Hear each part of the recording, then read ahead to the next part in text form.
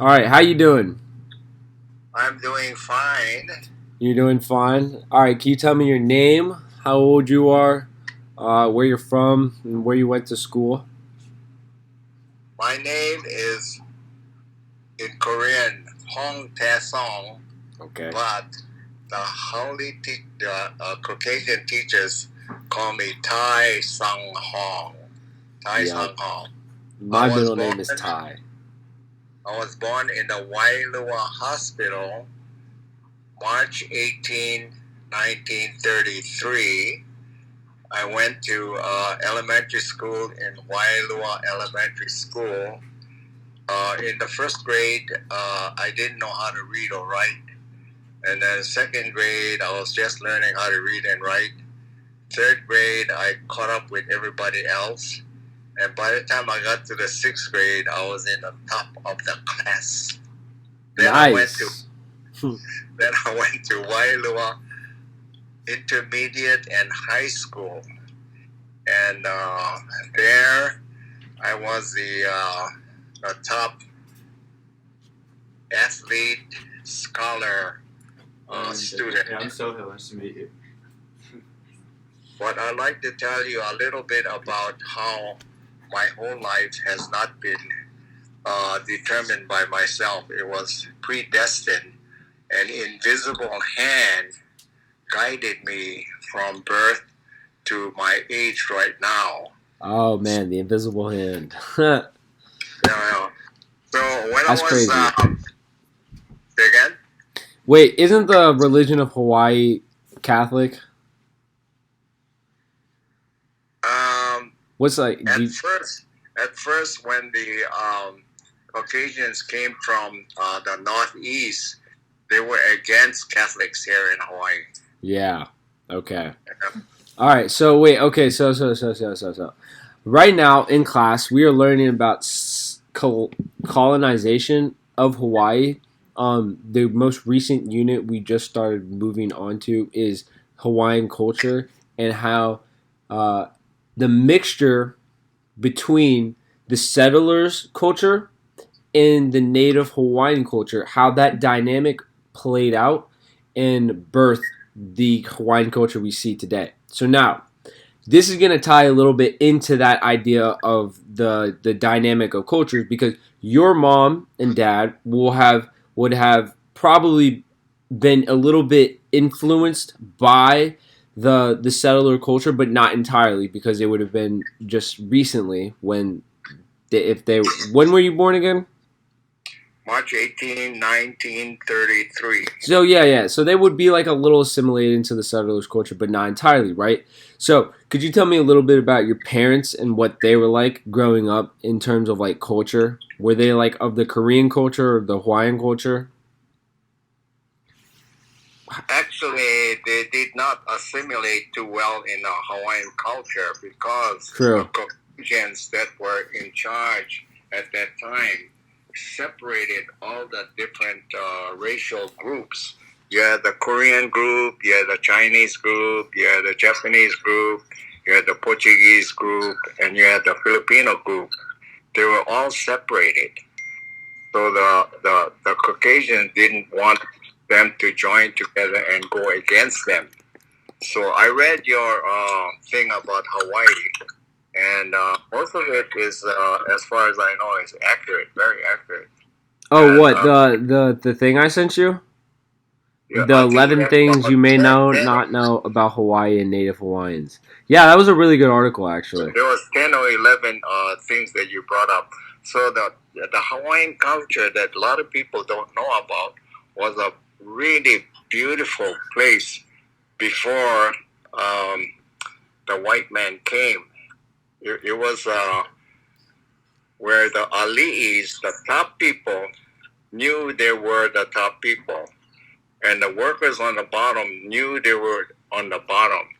So, and it was a very open society, and there is a write-up from professor at the University of Hawaii that talked about the culture of the Hawaiians before the white man came, and it was a very very interesting era because sex was just another thing. If you like somebody, you met somebody.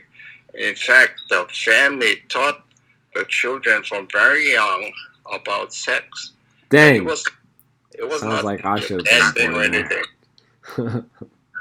But anyway, going back to me, I was in the as far as I know, as far back as I can go, was about when I was about 3 or 4 years old in Kauai Hapai, Mokoleia, and that's where they had a horse pasture owned by the Dillingham family.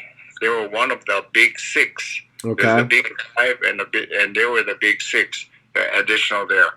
And the airplanes from Wheeler Field used to fly and do touch and go landings in front of my house.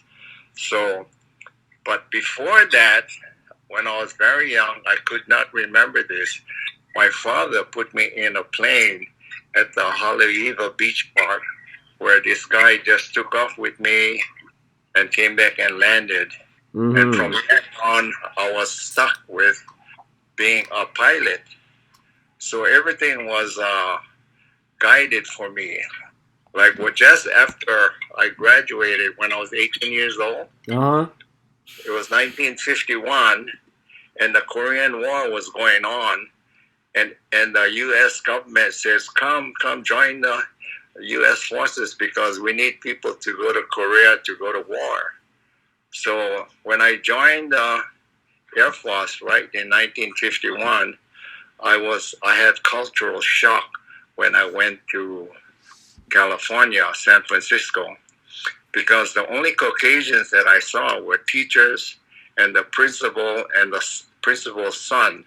So here I was on Market Street in a bus, and I looked outside, and there was a Caucasian man sweeping the street, and I was shocked. I said, "How can that Caucasian guy sweeping the street?" So then I went to San Antonio. I was in the Air Force. I went to boot camp, and that's when Eisenhower integrated everybody. So there was all blacks and a few whites and one slant-eye guy, me. And when I went to take a shower the first time, I had another cultural shock. Yeah. What The was black that? guys were tall, they were really muscular, and they were really built. Poor connection. It's okay. It's okay. We still have connection. And then, but my father came here, and he was kind of an intelligent guy. I think he has some schooling, and he learned how to read and write English. And his Where supervisor did he come was from? Did he come from Korea? he came from Korea from most likely Wonsan, right in the middle near the 38th Mm. parallel Okay. on the So eastern your side. father came from Korea. What about your mother? My mother came from Busan Busan. in 1800. She was born, I think, 1800. They don't have very good figures of when she was born and how old Yeah. she was. And all that, Okay. but What she was about alive. grandma's parents? Whatever. We don't care about them. So your mom and dad came from Korea, and they Yeah, couldn't really assimilate well into the Hawaiian culture because it was now being kind of taken over by the white culture, right? yeah, they're segregated. Yeah. All It right. was So let me done give you some intentionally. statistics really quick, Papa. Yeah, So you read that you read the article where it talked about 11 things you might not know about Hawaii, and you've lived in Hawaii your entire life. Let me hear a little bit. What about you thought? What the article like? Kind of was it accurate? Did it give a representational viewpoint of the Hawaiian perspective? it was a very good article, and I think was pretty good as far as the information that was correct. But the thing is, you don't know what happened before the white man came, and it was a very different situation. Well, So of course, but Papa, I do appreciate the fact that you want to bring up the culture before the white man came, but I would like to stick on the topic of after the white man came because in class we're studying the effects, not the effects, but we're studying basically the effects of Hawaii being under the colonization of America. America was basically an empire, and they wanted to expand their power, as we saw in the Philippines. It's called manifest destiny. It's like we have this expansion. We have to expand westward. We got to take over the Philippines. We got to take Hawaii. We got to make our empire bigger. And that was the goal and conquest of America. We wanted to get rich too, capitalism. And then we realized kind of it wasn't a bad thing. I mean, that wasn't really the best move. So then America started to preach the colonization as being good. So they came to Hawaii saying, okay, we're gonna help Hawaii. We're gonna assimilate you guys into the greater world of America. Like we're gonna bring America here. And so that starts with the control of both physical and mental capacities. And that starts in the fields and the school. Once a government slash empire can take control of the school, they learn how to seed their own ideas, their own thoughts, their own criticisms, their own opportunities into the students, the future generation of the population. They are now being controlled, which is what happened What almost. I do about world situation? Why am you asking me questions? Okay, no, I'm gonna tie this all back in. I'm tying this all back in because I thought what my professor was talking about was really interesting. But because I see a lot of it happen within the Hawaiian culture and aspect. So these white people come in. They're basically taking over the school. They assimilate with their own religion, right? What did Yes. you experience in school? Well, you were taught only English, right? Because they were English was replaced as the language. Yes, so I was bilingual. I knew a little English and I knew a lot of pidgin English, the kind talk. Oh, yeah. What happened? What happened to that? What happened to that? You don't have that too much of that anymore, huh? But I personally am very happy that President William McKinley, the 25th president, saw that they needed Pearl Harbor as a place to supply the ships and maintain the ships as they went through the Philippines and the Far East. So when President McKinley did it not through the regular constitutional way of doing it, but anyway, when they came here and they looked at the health of the people, it wasn't that good, but it improved a lot after the federal government got here and looked around and they improved the health here.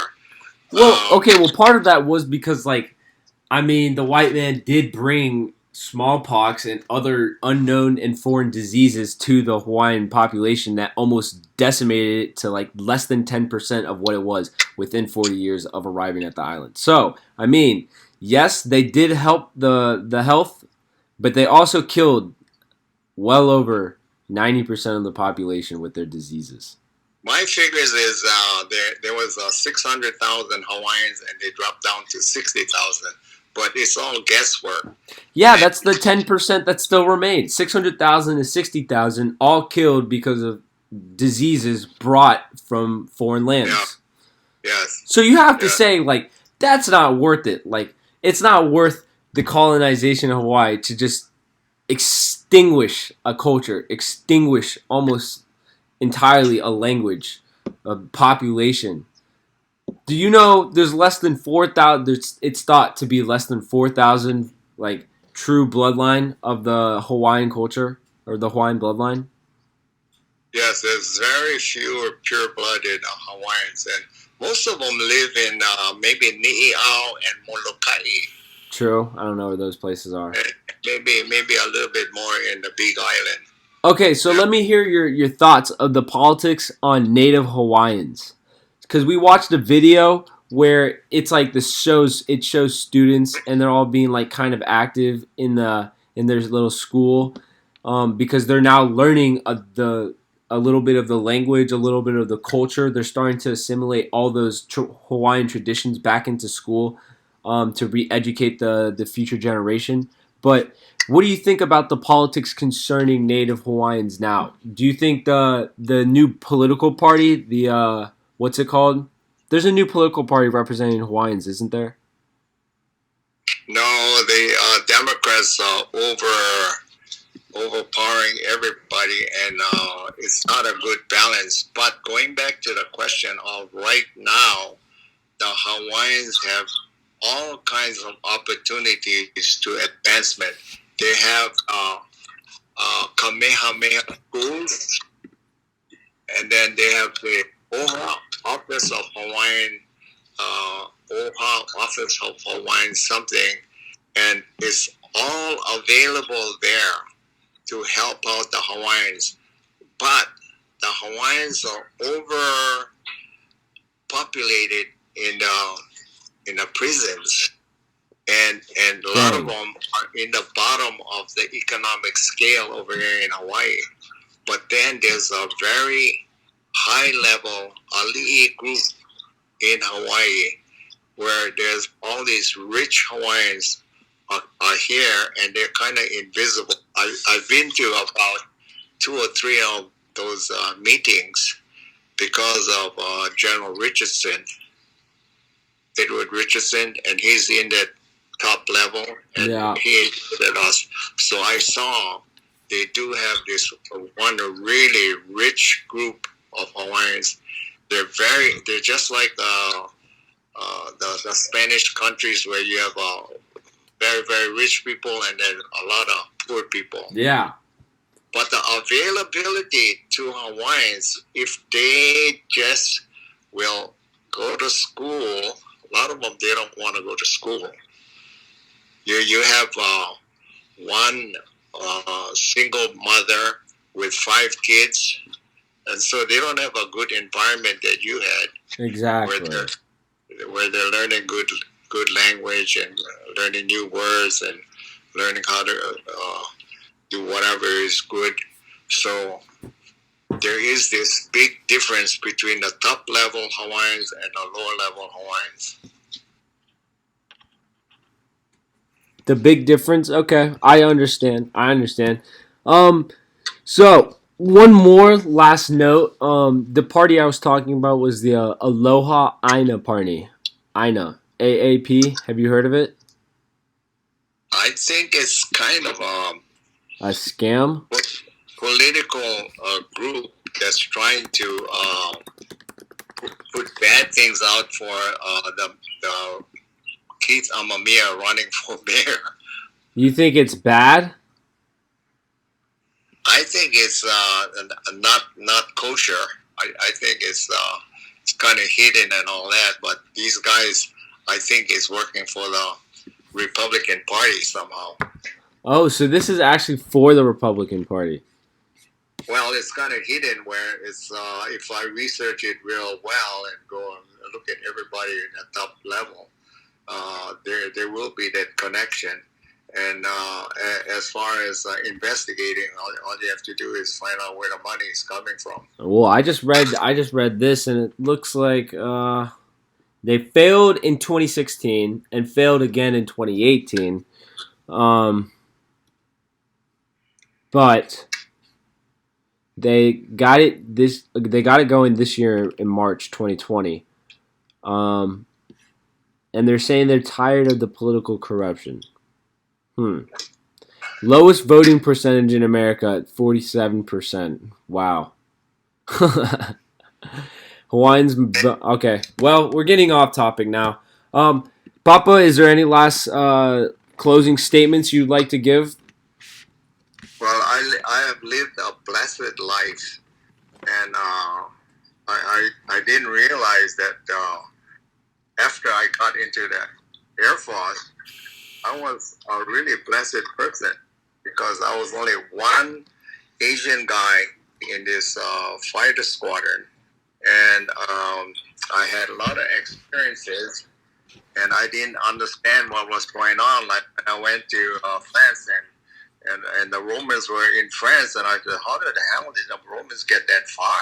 You know, I Yeah. didn't know until only recently when I became enlightened. Well, Papa, thank you for talking. It was a pleasure. It was a pleasure speaking with you as always.